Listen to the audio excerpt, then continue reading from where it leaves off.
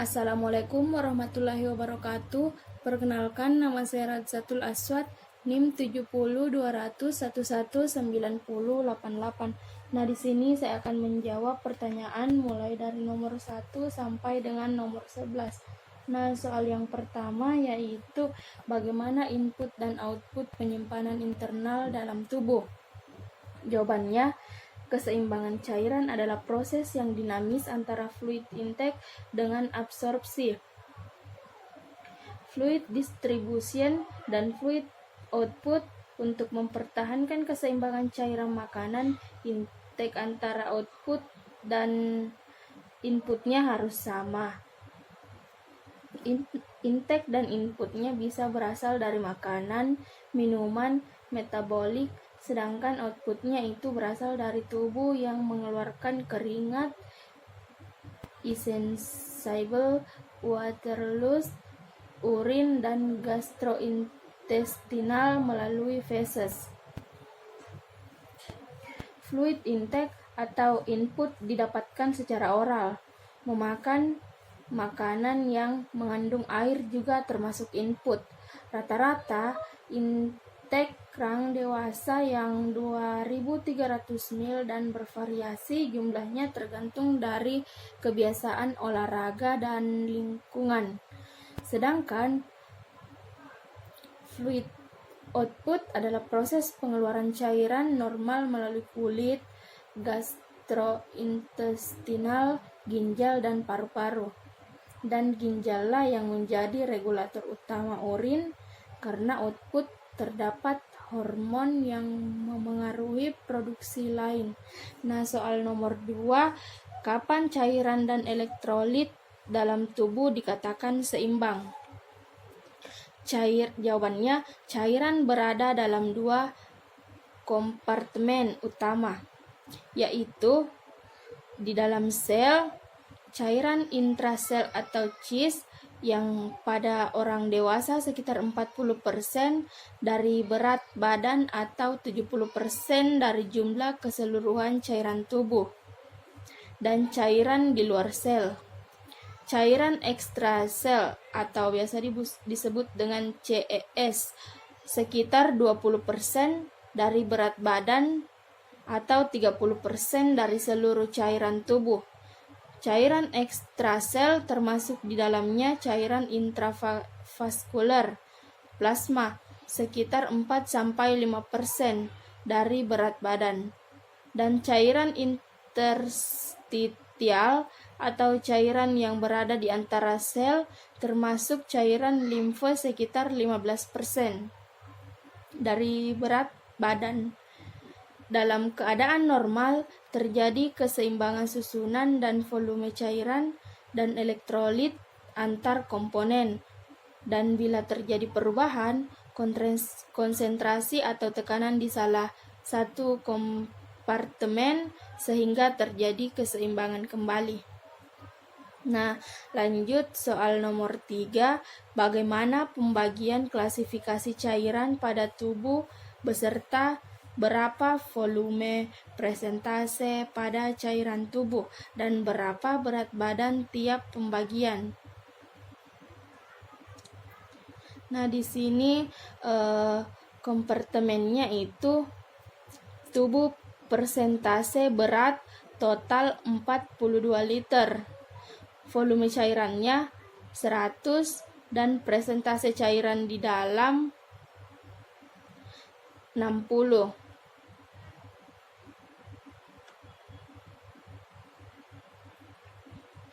Lanjut yang kedua, kompartemen cairan dalam tubuh, volume cairan tidak ada, presentase cairan di dalam tubuh juga tidak ada. Nah, lanjut yang ketiga itu kompartemen cairan intraseluler 281, volume cairan 67, persentase cairan di dalam 40. Yang keempat, kompartemen cairan ekstraseluler 141, volume cairan 33 persentase cairan di dalam, tidak ada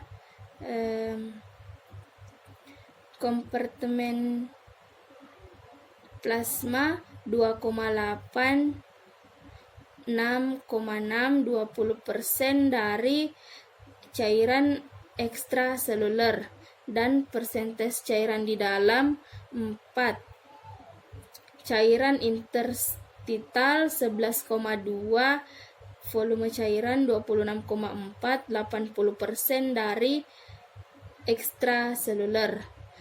Persentase cairan di dalam 16, getah bening transseluler, volume cairannya tidak ada, presentase cairan di dalam itu cairan. Nah, lanjut soal nomor 4. Faktor yang dapat meregulasi keseimbangan cairan. Ada 2 faktor diatur untuk menjaga atau meregulasi keseimbangan cairan dalam tubuh.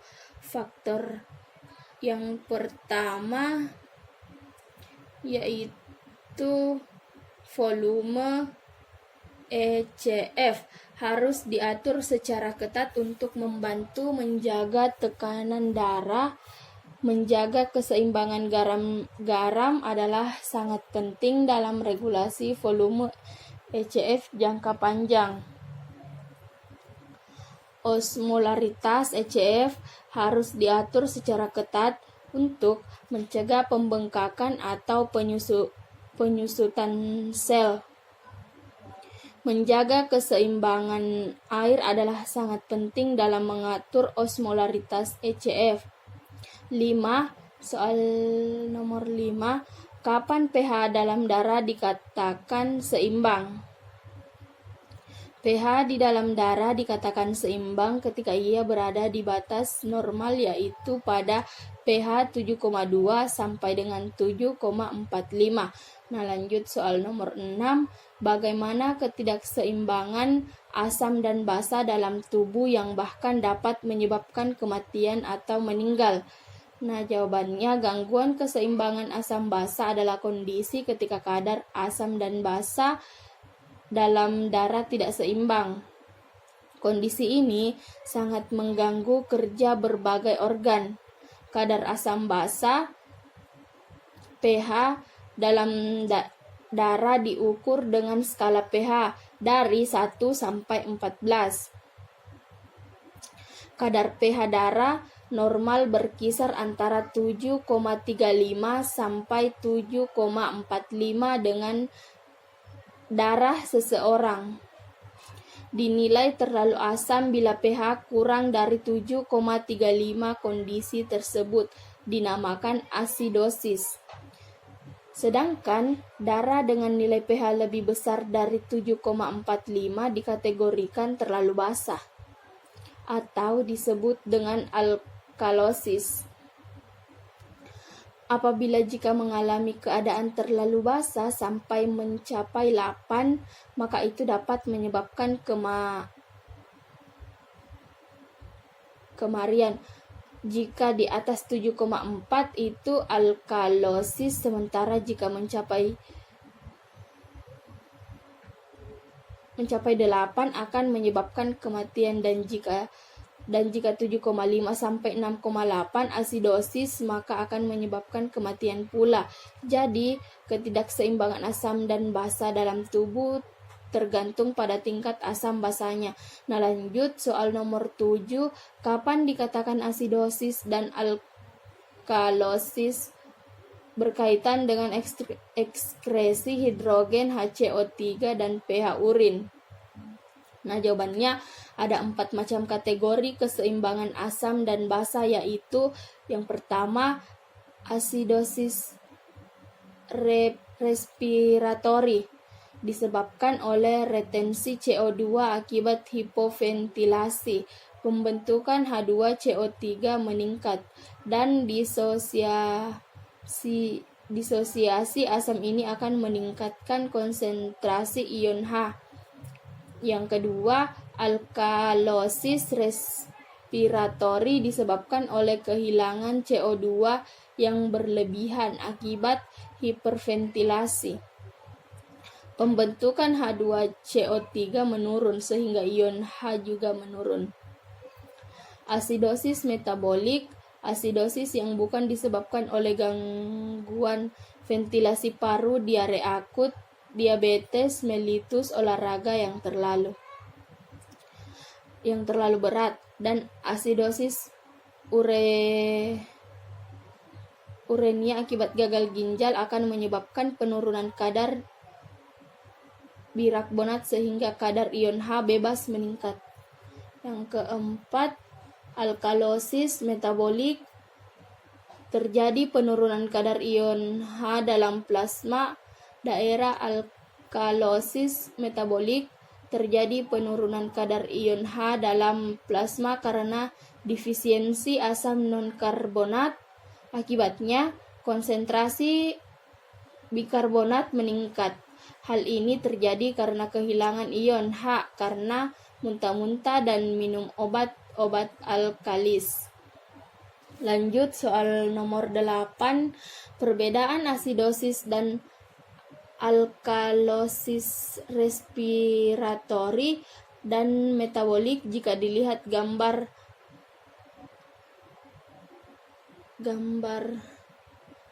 neraka keseimbangannya pada slide ke-36. Nah, jawabannya asidosis respiratorik terjadi karena alveolar hipoventilasi. Paru terlalu banyak mengsekresi asam karbonat, CO2 dan HO2. Kondisi alkalosis respiratorik sangat singkat sehingga ginjal tidak mempunyai waktu untuk mengkompensasinya, dan ketika pH meningkat di dalam darah, CSF dan ICF secara akut, excitability membran juga akan meningkat sehingga menyebabkan simptom neurologi seperti kebingungan dan lainnya. Jika pH meningkat cukup tajam, maka akan terjadi depresi sistem saraf pusat. Pada asidosis metabolik, hal ini terjadi karena peningkatan asam metabolik atau penurunan basa sehingga ginjal tidak mampu mengekskresi cukup asam metabolik yang berakumulasi dalam daerah, atau banyak bikarbonat yang keluar dari tubuh secara langsung melalui diare. pH yang rendah menstimulasi kemoreseptor sehingga respirasi mengkompensasi dengan hiperventilasi. Kompensasi dan hiperventilasi ini terjadi di beberapa menit dengan cara membuang asam karbonat dari tubuh. Jika tidak berhasil, maka asidosis metabolik dapat menurunkan kesadaran, sedangkan neraca itu sendiri terjadi pada peningkatan PCO2 dan menghasilkan peningkatan keasaman di dalam darah dan menurunkan pH dalam tubuh. Lanjut soal nomor 9, dalil Al-Quran atau hadis yang berhubungan dengan cairan, baik itu berkaitan dengan keseimbangan dan lainnya.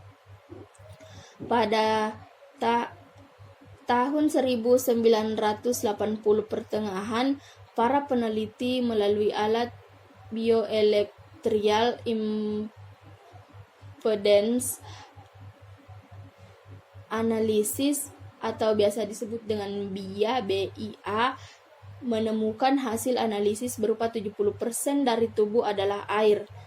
Makanan membentuk 30% tubuh. Pada bayi, komponen tubuh bayi bias mencapai 80%. Sel tubuh yang merupakan penyusun organ dari ujung kepala dan kaki, 90%-nya adalah air.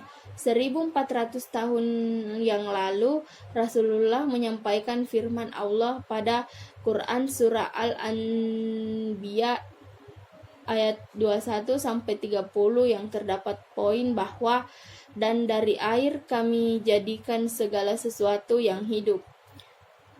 Quran surah An-Nur ayat 24 sampai 45 yang terdapat poin dan Allah menciptakan semua makhluk hidup, hewan dan hewan dari air.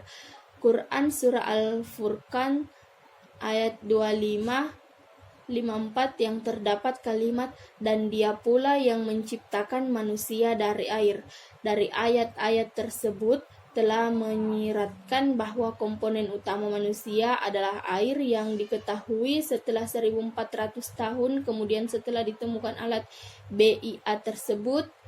Jadi dapat dikatakan bahwa manusia adalah air yang berjalan, air yang beraktivitas karena 70% tubuh manusia adalah air. Lanjut soal nomor 10, dalam kehidupan sehari-hari, kategori makanan, minuman, cairan tubuh, dan lain-lain yang termasuk kategori asam basa dan normal. Jawabannya A. Makanan dan minuman yang ber-pH asam, produk susu seperti keju dan mentega, berbagai makanan olahan daging segar maupun daging olahan seperti daging komet soda, dan berbagai minuman manis, makanan yang tinggi protein dan beberapa jenis suplemen, beberapa jenis ikan, gula, kopi, dan alkohol. B. Makanan dan minuman yang ber-pH basa. Sederet makanan bersifat basa meliputi buah, sayur, biji-bijian, kacang-kacangan, kentang, kedelai, legume, jus buah tanpa gula, kismis, anggur hitam, dan banyak lagi. C. Normal atau netral. Contoh bahan pangan bersifat netral adalah minyak zaitun, krim, mentega, susu, pati, serta gula. Lanjut soal nomor ke-11. Soalnya, materi yang berkaitan dengan keseimbangan cairan dan elektrolit adalah materi mengenai keseimbangan asam basa, seperti pada organ tubuh dalam yaitu ginjal. Pengaturan keseimbangan cairan perlu memperhatikan dua parameter penting, yaitu volume cairan ekstrasel dan osmolaritas cairan ekstrasel. Ginjal mengontrol volume cairan ekstrasel dengan mempertahankan keseimbangan garam dan mengontrol osmolaritas cairan ekstrasel dengan mempertahankan keseimbangan cairan. Ginjal mempertahankan keseimbangan ini dengan mengatur keluaran garam dan air dalam urin sesuai kebutuhan untuk mengkompensasi asupan dan kehilangan abnormal dari air dan garam tersebut. Terima kasih. Wassalamualaikum warahmatullahi wabarakatuh.